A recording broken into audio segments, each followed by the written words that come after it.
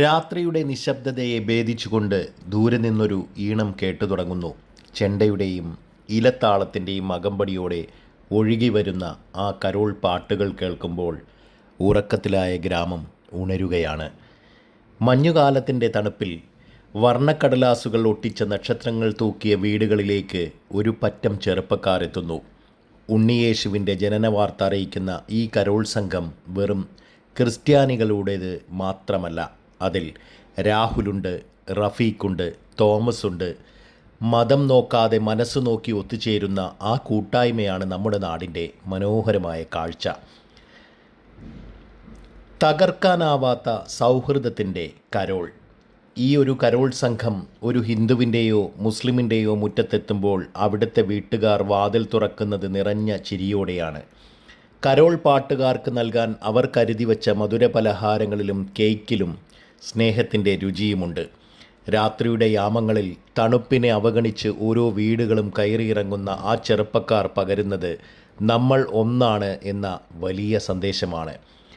Carol പാട്ടിലെ ഈണം നാടിൻ്റെ താളമായി മാറുന്ന സുന്ദരമായ നിമിഷങ്ങളാണ് നമുക്ക് കാണാനാവുക. പൂരങ്ങളുടെയും പെരുന്നാളുകളുടെയും ആഘോഷപ്പൊലിമ. ഈ ഒരു ക്രിസ്മസ് മധുരം കഴിഞ്ഞാൽ പിന്നെ നാട് കാത്തിരിക്കുന്നത് അത്തരം കാഴ്ചകൾക്കാണ്. ക്ഷേത്രമുറ്റങ്ങളിലെ പൂരാഘോഷങ്ങൾക്കാണ്. ആനപ്പുറത്തെ മുത്തുക്കുടകൾ മാറുന്നതും ചെണ്ടമേളത്തിൻ്റെ ഇരമ്പലും കാണാൻ ജാതിമത ഭേദമന്യേ ഒരു ജനത മുഴുവൻ ഒഴുകിയെത്തുന്നു.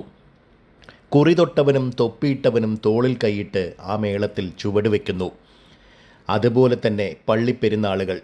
ചന്ദനക്കുടവും പ്രദക്ഷിണങ്ങളും നാടിൻ്റെ വീഥികളിലൂടെ നീങ്ങുമ്പോൾ അത് കാണാൻ വഴിയോരങ്ങളിൽ മെഴുകുതിരി വെളിച്ചവുമായി നിൽക്കുന്ന അയൽവാസികൾ എല്ലാ വിഭാഗത്തിലും പെട്ടവരാണ്. ഉത്സവപ്പറമ്പിലെ ചായക്കടകളിൽ നമ്മൾ ഒന്നിച്ചിരുന്ന് കഥകൾ പറയുന്നു, സൗഹൃദങ്ങൾ പങ്കുവെക്കുന്നു. റംസാൻ മാസത്തെ വ്രതശുദ്ധിക്ക് ശേഷം ഈദ് ചന്ദ്രൻ മാനത്തുദിക്കുമ്പോൾ അത് എല്ലാ വീടുകളിലും പ്രകാശം പരത്തുന്നു. മുസ്ലിം സഹോദരങ്ങൾ ഈദ്ഗാഹുകളിൽ സ്നേഹം പങ്കുവെക്കുമ്പോൾ അവരുടെ വീടുകളിൽ ഒരുക്കുന്ന വിരുന്നിലേക്ക് സുഹൃത്തുക്കളായി എത്തുന്ന ഹിന്ദുവും ക്രിസ്ത്യാനിയും ആ ദിനത്തെ സമ്പൂർണ്ണമാക്കുന്നു. ബിരിയാണി ചെമ്പുകൾ തുറക്കുമ്പോൾ ഉയരുന്ന ആ മണം സ്നേഹത്തിൻ്റേതാണ്. അവിടെ ഭക്ഷണത്തിന് മതമില്ല, വിശപ്പിന് നിറമില്ല. ഒരേ പാത്രത്തിൽ നിന്ന് ഭക്ഷണം പങ്കിട്ട് കഴിക്കുന്ന മലയാളി ലോകത്തിന് തന്നെ നൽകുന്ന മാതൃക വളരെ വലുതാണ്.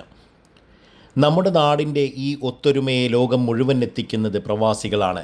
അന്യനാടുകളിൽ കഠിനാധ്വാനം ചെയ്യുമ്പോഴും ഓരോ പ്രവാസിയുടെയും ഉള്ളു തുടിക്കുന്നത് നാട്ടിലെ ഉത്സവങ്ങളിലേക്കാണ്, അതിൻ്റെ കാഴ്ചകളിലേക്കാണ്, വർണ്ണാഭങ്ങളായ അതിൻ്റെ പുത്തൻ അനുഭവങ്ങളിലേക്കാണ്. ഡിസംബറിലെ കരോളിനോ ഏപ്രിലിലെ പൂരത്തിനോ അല്ലെങ്കിൽ ഈദ് ദിനത്തിലോ നാട്ടിലെത്താൻ അവർ മാസങ്ങൾക്ക് മുൻപേ പ്ലാൻ ചെയ്യുന്നുണ്ട്. വിദേശത്തിരുന്ന് വീഡിയോ കോളിലൂടെ കരോൾ സംഘത്തെ കാണുമ്പോൾ അവരുടെ കണ്ണുകൾ നിറയാറുമുണ്ട്. ഒരു പ്രവാസി അയക്കുന്ന പണം അവൻ്റെ വീട് പണിയാൻ മാത്രമല്ല, മറിച്ച് നാട്ടിലെ അമ്പലത്തിലെ വെടിക്കെട്ടിനും പള്ളിയിലെ നേർച്ചയ്ക്കും കരോൾ സംഘത്തിനുള്ള മാലപ്പടക്കത്തിനും കൂടിയാണ്. അവർ കൊണ്ടുവരുന്ന സ്നേഹസമ്മാനങ്ങളിൽ ഒരൊറ്റ നാടിൻ്റെ മണമുണ്ട്. ആഘോഷങ്ങൾ വരുമ്പോൾ അവർ ജാതിയും മതവും മറന്ന് ഗ്രാമത്തിലെ പഴയ കളിക്കൂട്ടുകാരായി മാറുന്നു. പ്രവാസിയില്ലെങ്കിൽ നമ്മുടെ നാടിൻ്റെ പകുതി ആവേശം നഷ്ടപ്പെടുമെന്നതാണ് സത്യം.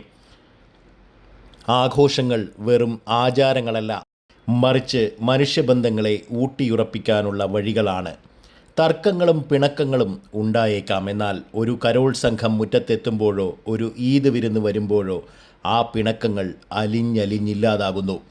പന്തൽ കെട്ടാനും ദീപാലങ്കാരങ്ങൾ ഒരുക്കാനും അതിഥികൾക്ക് ഭക്ഷണമുണ്ടാക്കാനും ഒരു നാട് മുഴുവൻ കൈകോർക്കുമ്പോൾ അവിടെ പരാജയപ്പെടുന്നത് വിഭാഗീയതയുടെ ചിന്തകളാണ്.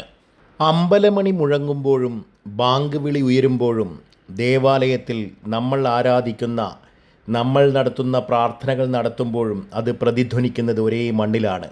നമ്മൾ ആരാധിക്കുന്ന ദൈവം ഒന്നായിരിക്കാം, അല്ലെങ്കിൽ പലതായിരിക്കാം, പക്ഷേ നമ്മൾ സ്നേഹിക്കുന്ന മനുഷ്യർ ഒന്നാണ്.